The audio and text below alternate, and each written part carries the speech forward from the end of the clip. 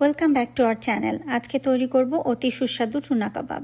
Tuna কাবাব তৈরি করার জন্য আমি যে সমস্ত উপকরণগুলো ব্যবহার করব সেগুলো আপনাদেরকে একটু দেখিয়ে দিচ্ছি। এখানে আছে ক্যান্ড tuna in water, instant mash potato, দুটো ডিম লাগবে, এখানে একটা সেদ্ধ আলু, আর এখানে আমি 2 পিস পাউরুটি পানিতে ভিজে তারপরে চিপে রেখেছি, একটা লেবুর কোয়া লাগবে। আর এখানে মশলাগুলো আমি একটু দেখিয়ে দিচ্ছি আপনাদেরকে। এখানে আছে হাফ টিস্পুন লাল মরিচের গুঁড়া, 1 চিমটি পরিমাণ গরম মশলার গুঁড়া, হাফ টিস্পুন পরিমাণ ব্ল্যাক পেপার, হাফ টিস্পুন পরিমাণ বিট লবণ, এটা হলো চাট মশলা, এটাও হাফ টিস্পুন পরিমাণে। এখানে আছে সামান্য পরিমাণ রসুনের গুঁড়ো, 1 চিমটি আদার গুঁড়ো, হাফ টিস্পুন কোরিয়ান্ডার পাউডার বা ধনের গুঁড়ো, হাফ টিস্পুন জিরার গুঁড়ো, আছে সামান্য একটু চিনি, আর 1 চা চামচের মতো লবণ। আর আমি এখানে দিব একটা অনিয়নের অর্ধেকটা আমি বেশ কুচি কুচি করে কেটে রেখেছি। এখানে আছে 5টা কাঁচা মরিচ কুচি, তারপরে আছে 3-4টা রসুন কোয়া খুব মিহি করে কুচি করে নিয়েছি আমি। আর এইখানে ম্যাক্সিমামটাই আছে ধনে পাতা, এবং মনে রাখবেন যে ধনে পাতার স্টেমটাও ইউজ করতে হবে। এখানে স্টেমটা খুব ভালো একটা ফ্লেভার দেয়। আর আমার কাছে ফ্রেশ কিছু বেসিল ছিল, তো আমি 2টা ছোট ছোট বেসিলের লিফও দিয়েছি এর মধ্যে, গন্ধটা সুন্দর আসার জন্য। প্রথমে আমি গুঁড়ো মশলাগুলো সব এর সাথে মিশিয়ে নিব খুব ভালো করে। এই যে লেবুর রসটা দিয়ে দিচ্ছি, একটা লেবুর রস দিচ্ছি, ভালো মতো চটকে নিতে হবে। কতটা ভালোভাবে আপনি মাখাচ্ছেন তার উপরে স্বাদ অনেক অংশেই নির্ভর করে। এখানে একটা খুবই ইম্পর্টেন্ট জিনিস হচ্ছে যে ডিমটা আমি সবার পরে অ্যাড করব, একদম যখন আমি ভাজার জন্য রেডি হব ওই সময় ডিমটা অ্যাড করব। ডিম অ্যাড করার পরে খুব বেশিক্ষণ ওয়েট করা যায় না, না হলে ডিমটার যে কার্যকারিতা, এখানে বাইন্ডিং এজেন্ট হিসেবে কাজ করে হলো ডিম, আর কাবাবগুলো যেন ভেঙে না যায় ভাজার সময়, সেই জন্য এটা খুবই জরুরি। এবং মোটামুটি গরম তেলে ভাজতে হবে, যেহেতু এখানে সবকিছুই মূলত রান্না করা জিনিসই আমরা ব্যবহার করছি। মিক্সটা খুব বেশি পরিমাণে ড্রাই করা যাবে না, যতটুকু ড্রাই না করলে আপনি শেপ দিতে পারবেন না, শুধু ততটুকুই ড্রাই করবেন। বাট বেশি ড্রাই করে ফেললে ভাজার পরে জিনিসটা খেতে একদম ভালো লাগে না। এই কিছু কিছু টিপস অ্যান্ড ট্রিক্স ফলো করলে জিনিসটা খুবই স্বাদের হয়। এবং এটা যে শুধুমাত্র আপনি টুনা দিয়েই করতে হবে, অন্য কোনো মাছ দিয়ে করা যাবে না, কিংবা এখানে তো ক্যানের মধ্যে চিকেনও পাওয়া যায় বা অন্যান্য ফিশও পাওয়া যায়, আপনি যে কোনো ফিশ দিয়েই করতে পারেন বা চিকেন দিয়ে করতে পারেন, কিংবা আপনি বাসাতেও চিকেন সিদ্ধ করে নিয়ে অথবা অন্য কোনো মাছ সিদ্ধ করে জিনিসটা বানাতে পারেন। একই প্রসেসে বানাবেন, ঝামেলা ছাড়াই। মাংসের কাবাবটা তো অনেক টাইম কনজিউমিং একটা জিনিস, সবসময় এটা বানানোর সময় থাকে না মানুষের, এটা হচ্ছে ইজি ওয়ে আউট। এখন আমি এখানে মাছগুলো দিয়ে দিচ্ছি, মাছগুলো দিয়ে ভালো করে মাখায় নিব। আর মাছটা একটু দলা দলা যেহেতু থাকে, কাজে সেটাও ভেঙে নিতে হবে। ধাপে ধাপে এক একটা করে অ্যাড করবো যাতে করে ভালোভাবে মেশে। মাছটা মাখানো হয়ে গেছে, এখন আমি দিয়ে দিব আলুটা আমি জাস্ট মাইক্রো ওভেনে 5 মিনিট সিদ্ধ করে নিয়েছি। প্রবাসে বিজি লাইফে এই সমস্ত উপকরণগুলো খুবই হেল্পফুল, এই সমস্ত রেসিপিগুলো খুব হেল্পফুল, ঝটপট করা যায়, স্বাদও খুব ভালো হয়। অথেন্টিক খাবার যেহেতু খুব সময় নিয়ে বানাতে হয়, কাজে এই সমস্ত শর্টকাট রেসিপিগুলো খুবই কার্যকরী, এই জন্য আপনাদের সাথে শেয়ার করা। আমি আশা করি আমাদের রেসিপি ফলো করলে আপনাদেরও উপকারে আসবে। যে এখন দিয়ে দিলাম পাউরুটি। এখানে আপনি পাউরুটি নাও ইউজ করতে পারেন, ব্রেড ক্রামও ব্যবহার করতে পারেন, কিন্তু আমি এখানে পাউরুটিটা ইউজ করি। আমার কাছে মনে হয় এটা একটা হালকা সুইটনেস অ্যাড করে এই রেসিপিটাতে। ভালো করে এভাবে মাখানোর পরে ডিমটা দেওয়ার আগে বা অন্য ম্যাশ পটেটোর যে ইনস্ট্যান্ট ম্যাশ পটেটো ফ্লেক্স যেগুলো আছে এগুলো দেওয়ার আগে আমি এটা একটু 8-10 মিনিট রেখে দিব, এইভাবে করে, যেন মশলাগুলো একটু ভালো মতো মাছের মধ্যে যায়। আর যত ভালো করে মাখাবেন তত ভালো লাগবে খেতে। আমি কোনো নির্দিষ্ট টাইম বলে দিচ্ছি না এখানে যে এতক্ষণ মাখাতে হবে অতক্ষণ মাখাতে হবে, আপনি দেখলেই বুঝতে পারবেন। আর এই পর্যায়ে একটু ঝাল লবণটা চেখে দেখবেন, যদি লবণ বা ঝাল কোনো কিছুর দরকার পড়ে তাহলে সেটা দিয়ে নেবেন। পরে যেহেতু আরও জিনিস অ্যাড করবো, কাজে এখন একটু মুখে চড়া হলেই ভালো। এরপর যে আমি একটু চেখে দেখছি কিছু লাগবে কিনা। আমার কাছে মনে হচ্ছে সামান্য একটু লবণ দিতে হবে, তো আমি আরেকটু লবণ দিয়ে দিচ্ছি। আমি লবণ আরেকবার চেখে দেখবো।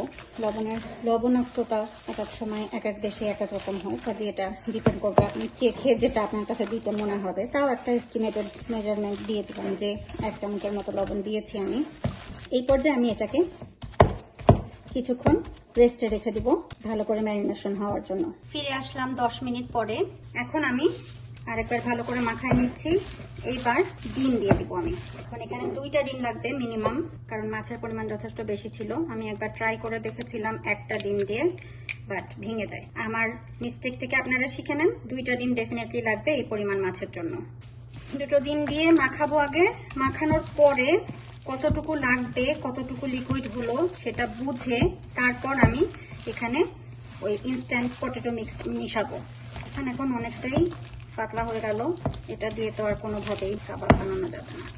এখানে ইনস্ট্যান্ট পটেটো মিক্সটা আমি দিয়ে দিচ্ছি।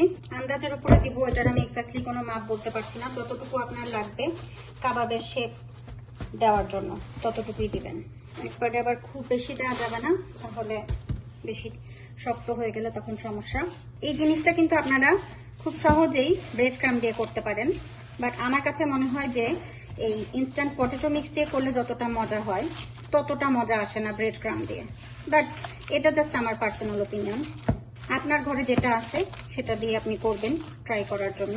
তো এখানে এখন দেখছেন যে এই পর্যায়েও কাবাব বানানো যাবে, বাট আমি আর অল্প একটু পরিমাণ পটেটো ফ্লেক্স অ্যাড করবো এবং আমার ধারণা যে আর একটু লবণও দিতে হবে পরবর্তীতে, সেটা আমি দেখে নিচ্ছি। এদিকে কিন্তু আমি তেলটা গরম হতে দিয়েছি, কারণ যেটা আগে বলেছিলাম ডিম দেওয়ার পরে খুব বেশি সময় অপেক্ষা করা যায় না। বেশি অপেক্ষা করতে গেলেই তখন কাবাবটা ভেঙে যেতে শুরু করে। এই জন্য আমি ডিমটা দিলাম একদম ভাজার আগ দিয়ে। এখন জাস্ট কয়েকটা কাবাব বানাই, কাবাব ভাজা শুরু করে বাকিগুলা কাবাব বানাই নিব, যাতে করে টাইমটা বেশি না লাগে। একটু চেখে দেখছি, আমার কাছে মনে হচ্ছে সবকিছু ঠিক আছে। হাতে একটু তেল মেখে নেবেন, তেল মাখার পরে তারপরে আপনি কাবাব শেপটা দিবেন। আমি কাবাবের শেপগুলো দিয়ে তারপর আসছি আবার। আমি এই যে কাবাবের শেপ দিয়ে নিয়েছি। খেয়াল রাখতে হবে যেন আশেপাশ দিয়ে কোনো ফাটা না থাকে, যতটা সম্ভব মিডিয়াম হাই হিটে তেলটা যথেষ্ট পরিমাণে গরম করে তারপর আমি এখানে কাবাবগুলো দিয়ে দিচ্ছি। এবং এক সাইড পরিপূর্ণরূপে ভাজা না হতে অপর সাইডটা উল্টাতে যাবেন না। এই সমস্ত কারণেই সাধারণত কাবাবগুলো ভেঙে যায়। আর খুব বেশি পরিমাণে দেওয়া যাবে না।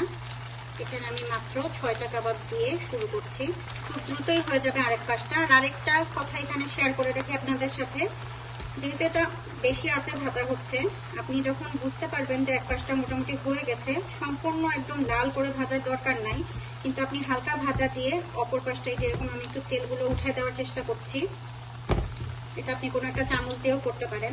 সেই ক্ষেত্রে আপনি দুই পাশটা হালকা ভাজা দিয়ে তারপর আপনি উঠায় রাখতে পারেন এবং পরিপূর্ণরূপে ঠান্ডা করে ডিপ ফ্রিজে রেখে দিতে পারেন। এরপর যখন আপনি আবার মেহমান আসলো কিংবা আপনি যখন খেতে চান তখন এটা বের করে হয় আপনি এয়ার ফ্রায়ারে দিবেন, অথবা ওভেনে দিয়ে গরম করতে পারেন, অথবা টোস্টার ওভেনে দিয়ে গরম করতে পারেন।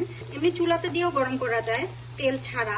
তেল দেওয়ার দরকার নাই, কারণ তেল দিতে গেলে দেখা যায় যে ডাবল ভাজা করলে কালারটা একদম বাজে হয়ে যায়। অনেকেই ডাবল ভাজা দেওয়ার চেষ্টা করে। ডাবল ভাজা দিলে তেলটাও যেমন বেশি ঢুকে একদম চপচপা হয়ে যায় তেলে, স্বাদটাও ভালো লাগে না, চেহারাটাও নষ্ট হয়ে যায় কাবাবের।